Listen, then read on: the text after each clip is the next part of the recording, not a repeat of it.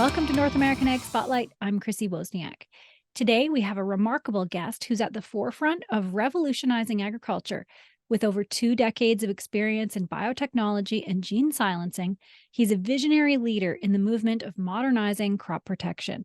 His passion for safeguarding the global food supply and the environment has really driven a development of a platform called Agrisome. Agrisome, developed by Trillium Ag, represents the future of crop protection, leveraging innovative interference, RNAi technology, to target and combat agriculture's most stubborn pests. From Seattle, Washington, I'd like to welcome co-founder and CEO of Trillium Ag, Todd Hauser. Welcome, Todd, and thank you so much for being here today. Hi, Chrissy. Thank you for having me. It's a pleasure for Trillium to get a chance to speak to you today. Yeah, awesome. And I've been really looking forward to this conversation. I don't know anything about this. I don't know much about anything, I guess, but I love asking questions and I love learning about ag tech. So I'm excited. Likewise. So can you start off by sharing your personal journey? What inspired your transition from advertising to the field of agriculture and biotechnology? Well, it's kind of a unexpected story, I suppose you'd say, but I was creative traditionally and in the field of advertising for many, many years. And there was a moment in my life, my personal life, where I had just come to the conclusion that I wanted to make a difference and do something that had a contribution for the world. And it led me into biotechnology, which led me then years later into agricultural biotechnology. And I'm proud to say that I sleep well at night and love what I do and feel it's very fitting for me to be able to add my creative kind of history to science and then apply it to agricultural technology. I grew up near farms in Illinois, surrounded by corn, as you know, Illinois is, and then ventured into the West Coast, a long way from that, where I spent the remainder of my adult life, and found it kind of profound that I ended up back working with corn and crops, and gone full circle, and so to speak. So, right. So, why is now such a critical time for uncovering new crop protection strategies? There's a lot of big winds blowing on in the needs for crop protection. There is, climate change. There is every 20 years or so, the need for growers to have a new industrial workhorse that protects crops. We've all enjoyed the benefits of BT and cryotoxins for many years, and the protections it's offered. There's also been synthetic chemistries used in farming, but you can see that there are trends that are making those workhorses no longer relevant, whether it's the acquired resistance problems that have been up on the upswing, or if it's regulatory pressures that are determining that a lot of the chemistries that were used in growing in the past aren't safe for or sustainable for crops. So there are changes that we're just part of. It's not like something we caused, but we're definitely in those winds. And our technology that we developed, is right in the center of those new winds that are blowing. It's sustainable, it's versatile, durable, and potentially quite affordable. And traditionally, in the world of biologicals where we exist, it's been snake oil. The efficacy of a biological is always been less than a synthetic. And through innovation in science, I think we're going to see that not only can it be on par, it can be in many cases more efficacious, and within a lens of sustainability, which is everything. Sustainability and affordability and being versatile and yet remaining active, highly active, is important. And it's, I think, something that a biological has never been able to truly represent. But we're way up in the development life cycle of products that are coming for agriculture. And I can already see across the board, not just at Trillium, but at other companies too, there's exciting new technologies coming for growers that are going to set a new era for biologicals. And I think that reputation of being less efficacious or being less durable will go by the wayside. Right. Yeah. And you're right about the biologicals market and even the carbon markets where, farmers will sit and talk about how do we actually measure it, right? How do we know Yeah. if it's if there's any difference, right? So you're right. You have to you have your work cut out for you in really showing those benefits, right? It does, and it's actually in our DNA. It's the entire company here is focused on the convergence of these best traits. Like, what does a grower truly need? They do need sustainability. They do need affordability. It has to work, and it has to, for biologicals, which is the most challenging, it has to be durable. It has to be something they can throw in a barn. There's not going to be a farmer who says, yeah, I've got 60 -80 freezers in the barn. That's Yeah. not possible. So biologicals inherently have challenges, but technology is catching up with solving these challenges. I think if you look at Mother Nature solved the biological problem the best. That's where we look for inspiration, and we're chasing her design efforts so that we can build biologicals that are just as efficacious and durable as what you see in nature. Yeah, great points. And so tell us about the founding of Trillium Ag. What's your mission behind creating this more sustainable approach to farming? Yeah, it really comes down to a where we started, and that's in the field of RNAi, which is gene silencing. This was a big field, and it's a ubiquitous mechanism that exists in all eukaryotic cells. So it doesn't exist in bacteria, but it exists in plants and insects, animals, even humans. And I had a background in biopharmaceutical development, where I originally developed this technology and the patents that went into this. But the challenges in agriculture are diverse and unique in the sense that there are many organisms, and there are also many challenges to what's called bioavailability, how well a biological can get to the organism to do its job. And that's where Trillium's innovation comes in. Not only are we providing RNAi to insects, but traditionally RNAi never worked in the majority of insects. And so we enabled it to work. And then we started solving stability issues. And I think what really makes Trillium unique in terms of its contribution to the product of the future for growers is that we combine proteinaceous modalities with RNA-driven modalities to end up with a product which is much more durable, much higher activity level by the combination of stacked modes of action. And that's not something that's typically been done with biologicals. So there are many kind of features with our technology that have allowed us to develop some unique attributes that I think growers haven't had in their hands yet. And I'm excited that in the coming years, they will finally be able to get some of these in their hands, whether it's by seed trade or topical. Some of these biological technologies that we're developing are ubiquitous and will help them in their diverse insect crop protection needs, as well as herbicidal needs, and maybe someday sprayable traits too. It's once you're locked in to a biological zone, you can do a tremendous amount of you can add a tremendous amount of features to a product that weren't possible before, and all Right. naturally derived. Wow. Yeah. So can you break it down and explain exactly what RNA interference is and how it does play this role in crop protection and maybe distinguish between the topical and otherwise? Yeah, so that's a good point. Yeah, so RNAi is a gene silencing mode that's part of the immune response to viral infections. Okay. So all organisms have this response. Eukaryotic organisms have this response to viruses, and so viruses have what's called a dsRNA intermediate to their replication life cycle, which triggers the immune system to deactivate the virus.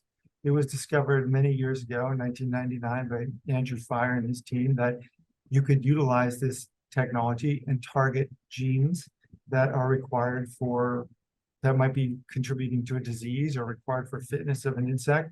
And you can turn that mechanism against a particular disease gene and reduce the disease, or in the case of Trillium, we reduce the gene that causes the integrity of the insect's gut.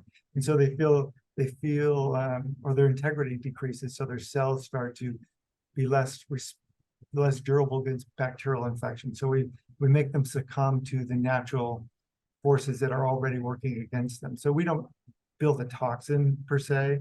We just sort of reduce the insect's ability to compete against fungal and bacterial infections that will cause it to be sick and not eat a plant. So it's sort of an interesting natural way to go about it without building something that's toxic to the world. Right. So it's part of the insect, not the plant. It is, these modes of action do occur in the plant, but they're Okay. different. The triggers are different. Mhm. So the one thing that's unique also about Trillium, that this long dsRNA that's been tried in agriculture many times is inefficacious. It's inactive against many insects because of bioavailability challenges, but also there's what's called specificity challenge, where the technology needs to be very specific to a given target gene. And insects and plants have completely different genomes. So you can target plants like herbicide, weeds, you can target Palmer amaranth, or you can target insects like Lepidoptera and Hemiptera. And those products are specific and only work in one particular organism, have no activity in an off-target organism. And all these features, all these modes of action that we utilize, there's no genetic changes. We're not doing anything permanent to any insect. We're just turning a message down temporarily. And that's, I think, a beautiful part of this. Yeah. Wow. So can you tell us about Trillium Ag's Agrisome platform and share how it addresses and solves these challenges that have hindered prior RNAi derived crop protection attempts? Yeah. So yeah, prior RNAi attempts have worked under the assumption that if you made dsRNA and you sprayed it on a crop, the insects would eat it and it would naturally do its thing. Unfortunately, that's not reality. The RNA doesn't naturally go to its target cell or have a way to even get into the target cell. And there are only 2 insects within one class of insects that even were susceptible to that approach. That left out about 88% of all economically valuable insects that farmers care about. So huge modality, couldn't reach its commercial potential.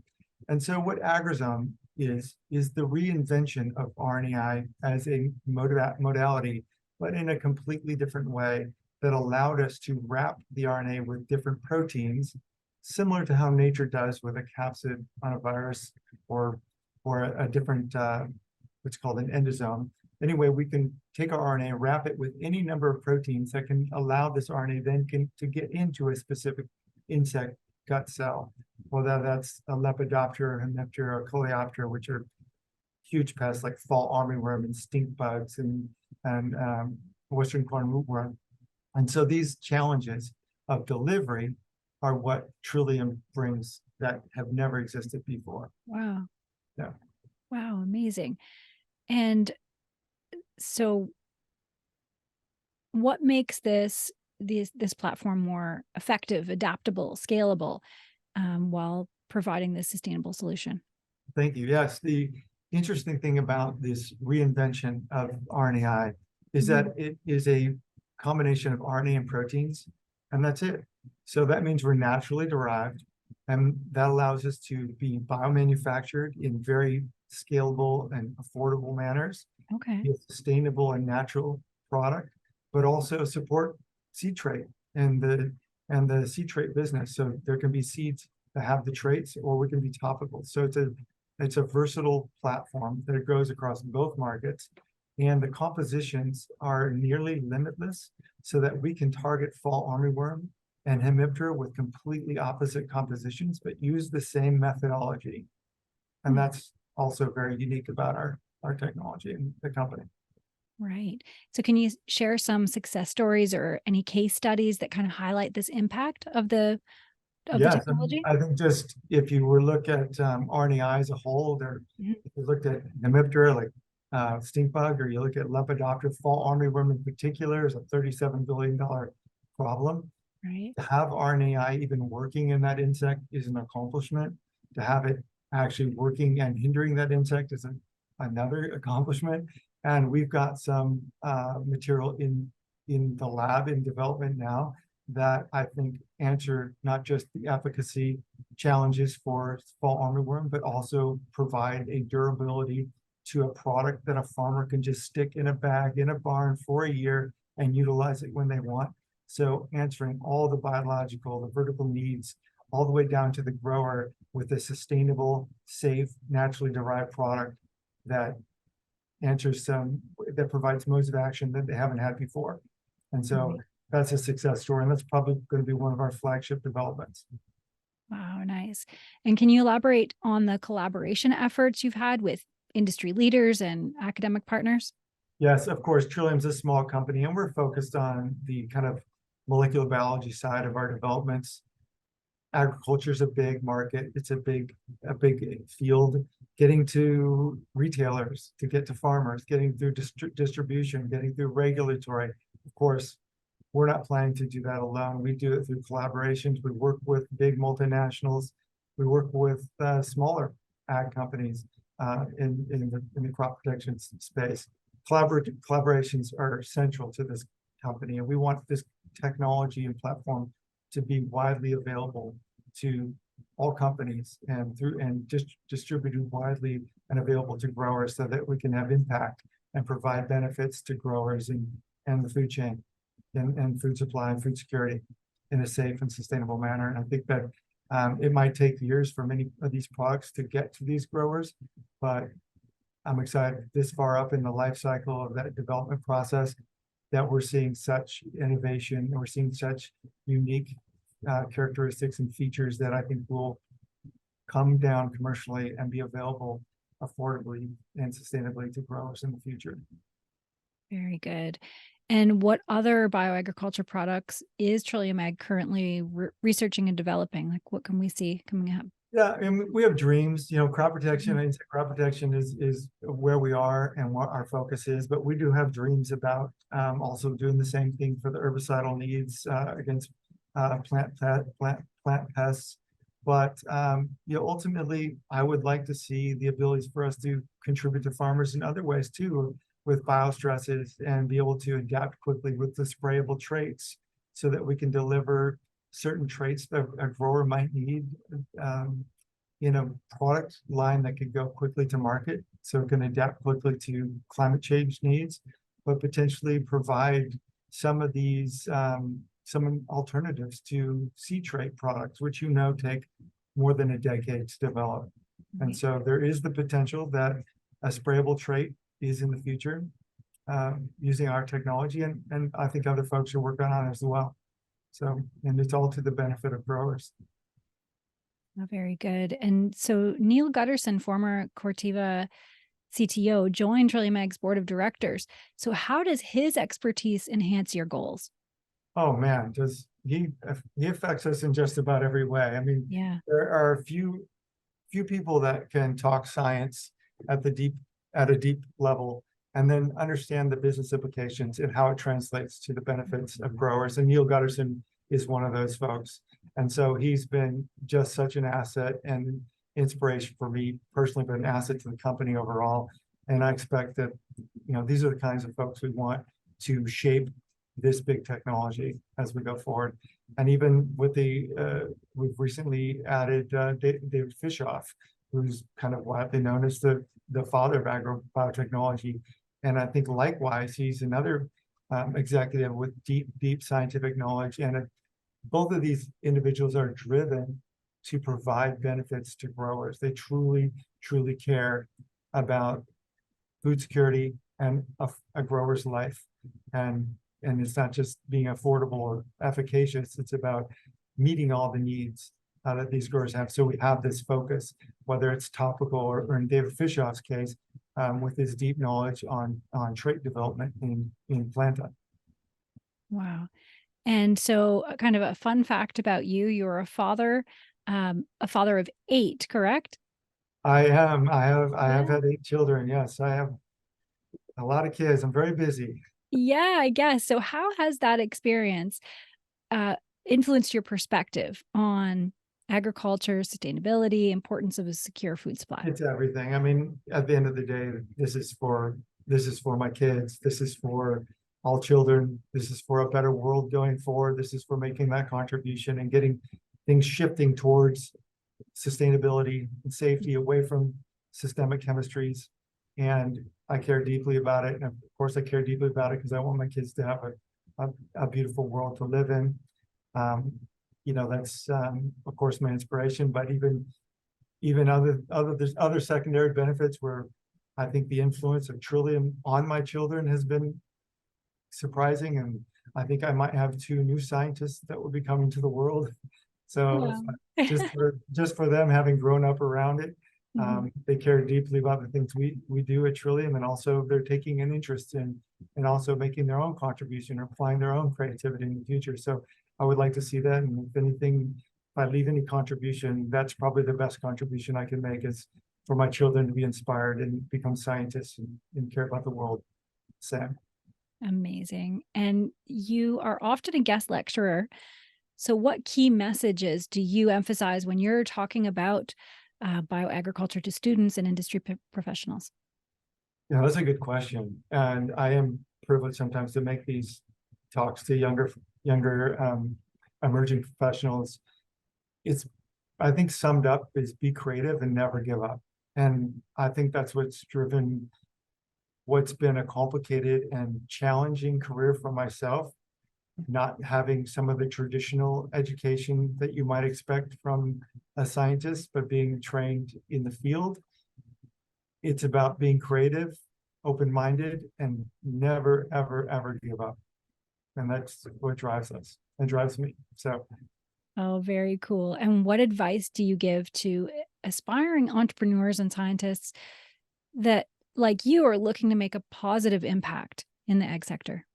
I think it's apply a lens that carries the best values forward, and apply that lens to every step you take as an entrepreneur.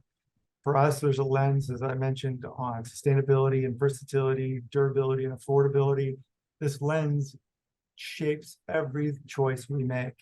And Mhm. for any entrepreneur to define that lens first and then use that as they view their decisions forward, like when they take their decisions and take their steps forward through that lens, make sure it always fits.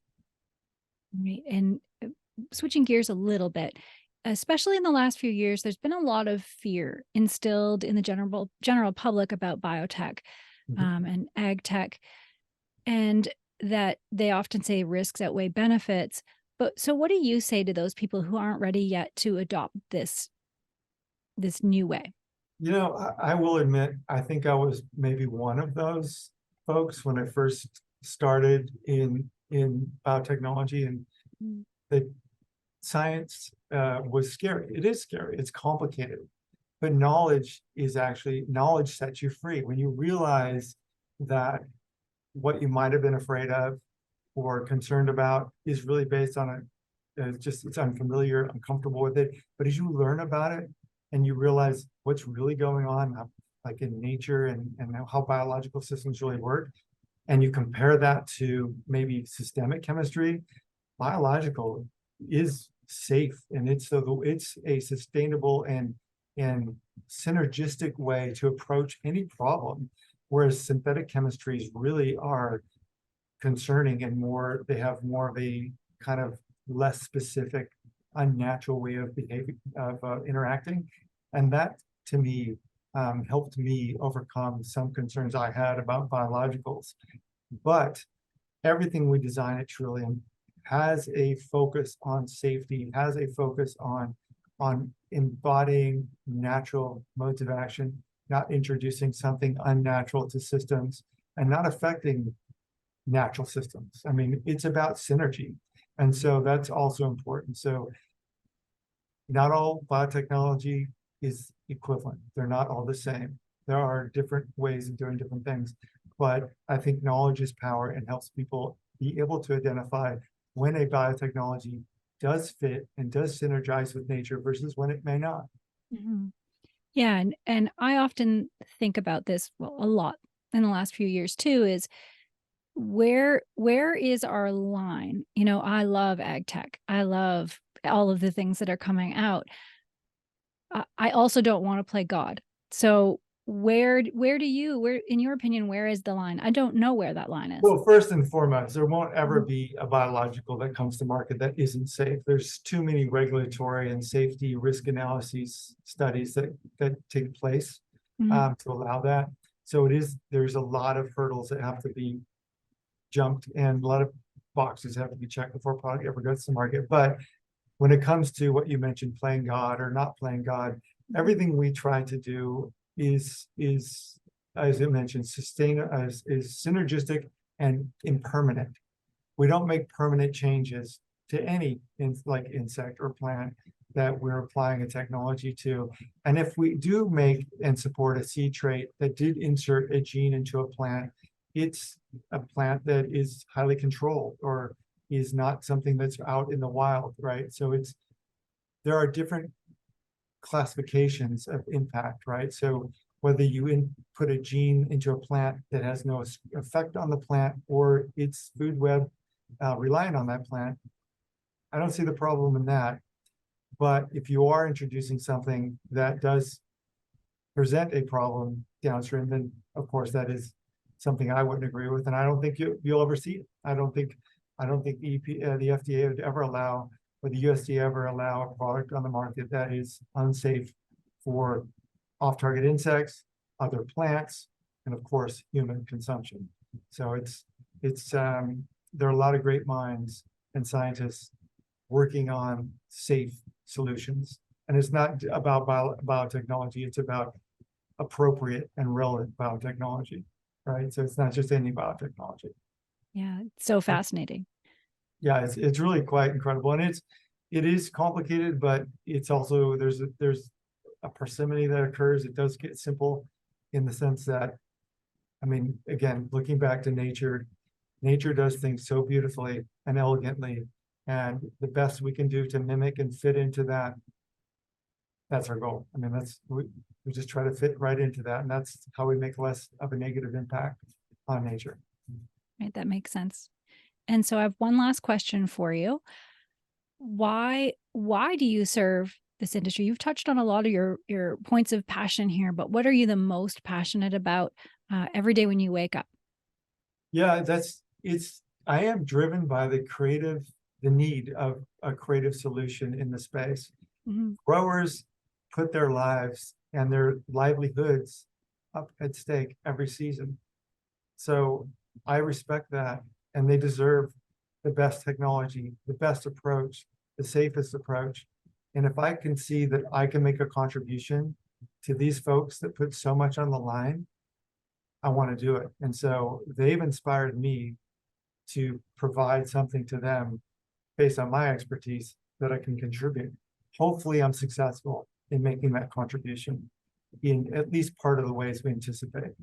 But it does come from growers. It does come from the need that I believe that all food should be safe. There shouldn't be classifications of food, should all be nutritious and available and affordable. And we want to make that contribution so that can be so. Very cool. And where can people find you? Trillium.ag online. They can email me, they can get in contact. There's a form to contact the company. I think unlike other companies, we have an ear to the ground for growers' needs. Like I mentioned, some of our investors are growers, and I care deeply about their concerns and their what they want addressed. And even though we're way up in the life cycle of the product development pathway, we can still have impact, and we can put these best traits or these best needs forward in our products as we develop them and as they work towards commercialization. Right. Awesome. Well, thank you so much, Todd, for joining me today. A lot to think about. Thank you, Christy. It's been a pleasure talking to you. Yeah. And thanks to all who are watching or listening. If you want to learn more, the links are provided in the show notes. And don't forget to subscribe to North American Ag Spotlight on YouTube, Rumble, Telegram. The podcast is available on Spotify, Apple, Amazon, Listen Notes, or wherever you listen to podcasts. And if you like the episode, I would love it if you shared it. And have a good day.